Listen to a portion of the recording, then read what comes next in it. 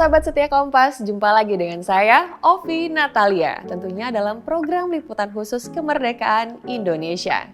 Pada episode kali ini saya akan kembali menemani Anda untuk menyaksikan perjalanan inspirasi kemerdekaan dari berbagai penjuru negeri.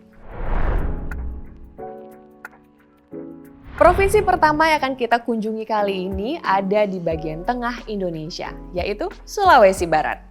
Provinsi yang kaya akan potensi alam ini juga menjadi rumah bagi Sandek. Perahu layar bercadik warisan nenek moyang Austronesia, Sandek pertama kali dikenal dengan istilah Sandek sekitar tahun 1930-an. Perahu ini memiliki bentuk yang ramping dan mengandalkan layar serta kecepatan angin untuk mengarungi lautan. Sandek dapat dikatakan sebagai puncak evolusi perahu bercadik karena wujudnya dibekali penutup yang mencegah air untuk masuk. Selain menjadi sarana transportasi, perahu cepat ini juga merupakan sandaran hidup bagi nelayan suku Mandar selama ratusan tahun. Setiap bagian perahu ini juga memiliki makna simbolik yang menjadi warisan nilai budaya masyarakat suku Mandar. Proses pembuatan, arah, serta laju perahu ini juga memiliki makna masing-masing yang diambil dari semangat dan kearifan budaya. Sayangnya, kelestarian perahu ini sempat hampir terancam karena kehadiran dari perahu-perahu modern berbahan fiber dengan kekuatan motor tempel dan mesin. Perahu-perahu modern ini memang dianggap lebih tahan lama daripada Sandek sendiri. Walaupun begitu, Sandek tetap mampu bertahan sebagai ikon kebanggaan kebudayaan maritim Mandar. Peran kaum muda pun tampak dalam upaya pelestarian Sandek, salah satunya dengan menggelar ajang Sandek Race setiap tahunnya. Walaupun perahu yang digunakan pada ajang Sandek Race ini tidak sama dengan Sandek yang digunakan untuk mencari ikan, setidaknya ada upaya yang dilakukan untuk mencegah kepunahan Sandek dari muka bumi. Setelah terhalang pandemi selama 2 tahun, Sandek Race akan kembali dihelat Agustus ini. Bahkan tidak hanya Sandek Race, acara bertema Sandek yang akan diadakan ini akan mengusung nama Festival Sandek. Tidak tanggung-tanggung, rute yang digunakan pada Festival Sandek ini adalah dari Mamuju sampai ke pesisir ibu kota negara baru di Kalimantan Timur.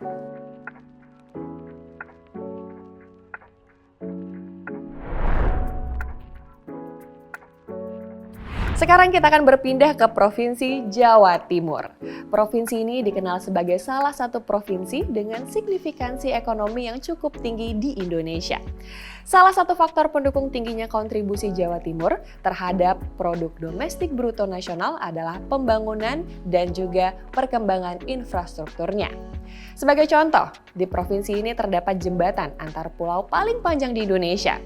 Dengan adanya jembatan Suramadu yang menghubungkan Surabaya dan Madura ini, perekonomian di Madura pun ikut terangkat. Salah satu yang terkena imbasnya adalah sentra batik Tanjung Bumi di Bangkalan dan Pasar 17 Agustus di Pamekasan. Kedua tempat ini tetap eksis walaupun 2 tahun terakhir diterjang oleh badai COVID-19. Batik Madura sendiri adalah batik yang tergolong cukup unik karena tidak mudah ditemukan di mana saja. Untuk itu, pecinta batik harus mendatangi langsung sentra produksi batik di Tanjung Bumi. Di sana, pecinta batik bisa langsung kalap untuk mengingat banyaknya toko dan produsen batik yang ada di sana. Berdasarkan data yang dimiliki oleh pemerintah Kabupaten Bangkalan, di Tanjung Bumi sendiri ada lebih dari 1.500 pengrajin batik. Batik di Tanjung Bumi dibanderol mulai dari harga Rp100.000. Harga dasar tersebut bisa meningkat, bergantung pada sejauh mana batik tersebut dipasarkan dari Tanjung Bumi. Sebagai contoh, jika Anda membeli batik ini di Bangkalan, harganya bisa naik Rp20.000 dibandingkan dengan harga di Tanjung Bumi. Hal lainnya yang membuat batik Tanjung Bumi menarik adalah proses pembuatan yang manual. Batik ini adalah batik tulis yang dibuat secara handmade. Walaupun begitu, motifnya tetap beragam. Diperkirakan ada lebih dari 100 motif tradisional yang terinspirasi dari buah, daun, bunga, hewan, dan juga aktivitas manusia. Selain sentra batik Tanjung Bumi, ada pula Pasar 17 Agustus yang terletak di Pamekasan. Pasar ini juga menawarkan berbagai macam batik, namun bukan hanya batik yang berasal dari Tanjung Bumi, melainkan juga batik yang berasal dari Sampang, Pamekasan, dan Sumeneb. Harga batik di pasar ini cukup murah, mengingat kemeja batik tulis dibanderol dengan harga Rp125.000 saja, walaupun begitu kualitasnya tidak boleh dianggap remeh. Keberadaan jembatan Suramadu turut membuat pemasaran batik Madura juga semakin mudah. Hal ini tentunya semakin mempermudah masyarakat Madura dalam meraih kemerdekaan di sisi perekonomian, sekaligus memperkenalkan kekayaan budaya daerah. Provinsi selanjutnya adalah Provinsi Kepulauan di sebelah barat Indonesia, yaitu Kepulauan Riau. Tapi sebelum kita ulas lebih jauh mengenai Kepri, tahukah Anda kalau suku laut masih banyak terdapat di Indonesia? Suku-suku pengembara laut sebenarnya tidak hanya ada di Indonesia saja, tetapi tersebar hampir di seluruh Asia Tenggara. Di Myanmar dan Thailand, pengembara laut dikenal dengan nama suku Moken. Sedangkan di Sumatera dan Sulawesi, mereka lebih dikenal dengan nama suku laut atau suku Bajau. Di Indonesia sendiri, populasi suku laut dan suku Bajau ini diperkirakan berjumlah sekitar 185.000 jiwa. Mereka tersebar di 15 provinsi seperti Sumatera, Kalimantan, Sulawesi, Nusa Tenggara, dan Maluku. Nah, salah satu dari banyaknya suku laut tersebut adalah suku Lingga yang berasal dari Kepulauan Riau. Dalam menjalani kehidupan mereka, suku laut hidup di atas sampan dayung beratap daun nipah. Mereka juga membawa serta hewan peliharaan seperti anjing dan burung bayan. Selain digunakan untuk berburu, mereka juga percaya bahwa kedua jenis hewan ini bisa membantu menolak bala dan membaca perubahan cuaca yang ekstrim. Sebagai kelompok masyarakat yang mengembara di laut, kehidupan suku Lingga sangat dipengaruhi oleh musim. Biasanya ketika musim angin utara datang pada bulan Desember hingga Februari, suku laut akan membangun rumah sementara di pesisir pantai. Karena kehidupan di laut membutuhkan insting pertahanan hidup yang kuat, orang-orang suku laut dinilai sangat terampil dalam membaca rasi bintang untuk mengetahui arah dan memperkirakan musim. Tidak hanya itu, mereka juga memiliki pengetahuan wilayah perairan yang sangat baik, sehingga mereka dapat menangkap ikan dengan mudah. Orang-orang suku laut memiliki kepercayaan bahwa daratan bukanlah tempat untuk tinggal. Bagi mereka, daratan hanyalah tempat peristirahatan terakhir atau tempat untuk kembali. Karena itulah mereka juga beranggapan bahwa hidup mereka harus dihabiskan dengan bergerak dan mengembara di lautan. Pada masa Orde Baru, pemerintah pernah mengadakan program untuk membuatkan mereka permukiman di darat. Namun, upaya mendaratkan suku laut ini justru tidak membuat hidup mereka sejahtera. Ditambah lagi, mereka malah jadi kehilangan identitas kultural sebagai orang laut.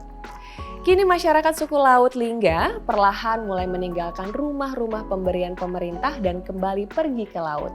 Begitulah cara mereka untuk merasakan kembali kemerdekaan yang hakiki di negeri bahari.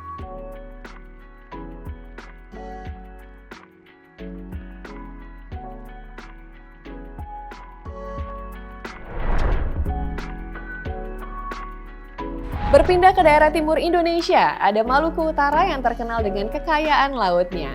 Di Maluku Utara, tepatnya Morotai, tuna sangatlah melimpah jumlahnya. Memang Indonesia sendiri sempat menjadi salah satu eksportir tuna terbesar di dunia. Pasalnya, posisi Indonesia yang diapit oleh dua samudra ini menjadi tempat yang sangat strategis untuk berburu tuna. Pola migrasi tuna dari Samudra Pasifik ke Samudra Hindia yang akhirnya kembali lagi ke Samudra Pasifik membuat Indonesia dikelilingi dengan tuna yang tidak terhingga jumlahnya. Sebagai pulau terdepan Indonesia yang berhadapan langsung dengan Samudra Pasifik, tuna pun menjadi komoditas utama daerah ini. Bahkan, ikan tuna yang ditangkap oleh para nelayan Morotai ini sudah berhasil menembus pasar Asia diantaranya yaitu Cina dan Jepang. Pada tahun 2017 lalu, potensi Morotai yang luar biasa ini berhasil menarik perhatian Ibu Susi Pujiastuti selaku Menteri Kelautan dan Perikanan Indonesia. Sentra Kelautan dan Perikanan Terpadu atau SKPT pun dibangun demi mendukung pengembangan pemasaran ikan di Morotai. Tidak hanya itu, bahkan Jepang juga turut berkontribusi dengan melakukan investasi pembangunan cold storage di SKPT Morotai.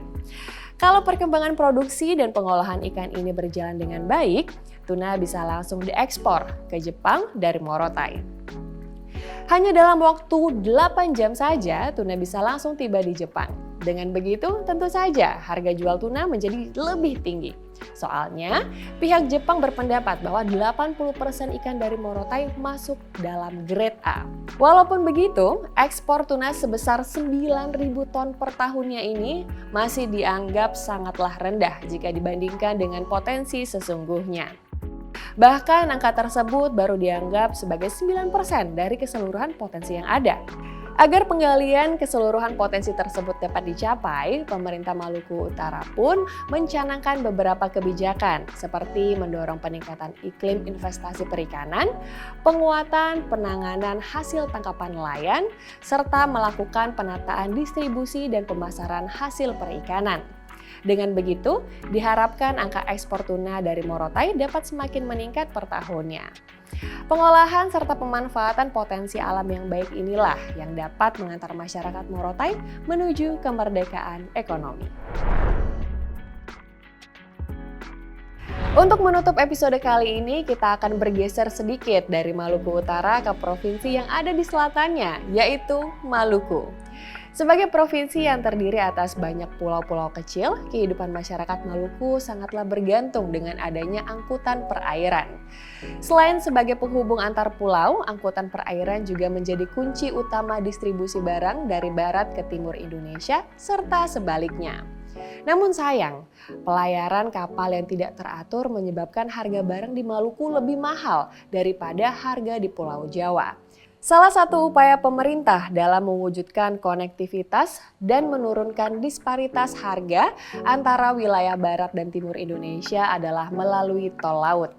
Program tol laut yang diluncurkan pada tahun 2015 ini terus mengalami peningkatan dan pengembangan baik dari segi trayek, jumlah muatan maupun kapasitas. Pada tahun 2022, jumlah trayek yang melayani tol laut sudah ada sebanyak 33 trayek dengan total 130 pelabuhan singgah. Selama 7 tahun penyelenggaraannya, minat pelaku usaha di daerah dalam pemanfaatan tol laut juga mengalami peningkatan. Hal ini dapat dilihat dari terus bertambahnya jumlah muatan kapal tol laut. Tercatat realisasi muatan selama tahun 2021 mencapai 18.011 TEUs muatan berangkat dan 5.869 TEUs muatan balik. Sedangkan tahun ini realisasi muatan tol laut sampai dengan Agustus 2022 adalah sebanyak 12.250 TEUs muatan berangkat dan 4.177 TEUs muatan balik. Kapal tol laut tersebut dioperasikan oleh 9 perusahaan yang terdiri dari 3 BUMN dan 6 perusahaan pelayaran swasta yang ditetapkan sebagai operator yang melayani 33 trayek tol laut. Kesembilan operator itu adalah PT Pelni Persero, PT ASDP Indonesia Ferry Persero, PT Jakarta Lloyd Persero, PT Temas Tbk, PT Meratus Line, PT Citra Baru Adi Nusantara, PT Sapsi Lintas Globalindo, PT Pelayaran Pelangi Tunggal Ika, dan PT Luas Line. Di samping itu, pemerintah saat ini telah memberikan berbagai kemudahan dalam penggunaan tol laut melalui pemanfaatan digitalisasi dan teknologi informasi melalui aplikasi Sito Laut. Sito Laut akan memudahkan pengguna dalam melakukan pemesanan dan melacak pengiriman barang, hingga memantau disparitas harga antar wilayah di Indonesia, terutama pada daerah-daerah tertinggal, terpencil, terluar, dan perbatasan. Demikian inspirasi kemerdekaan yang bisa kita ambil dari Provinsi Sulawesi Barat, Jawa Timur, Kepulauan Riau, Maluku Utara, serta Maluku. Semoga kisah-kisah tadi dapat terus memupuk semangat kemerdekaan kita sebagai warga negara Indonesia. Saya, Ovi Natalia, pamit undur diri. Salam kemerdekaan.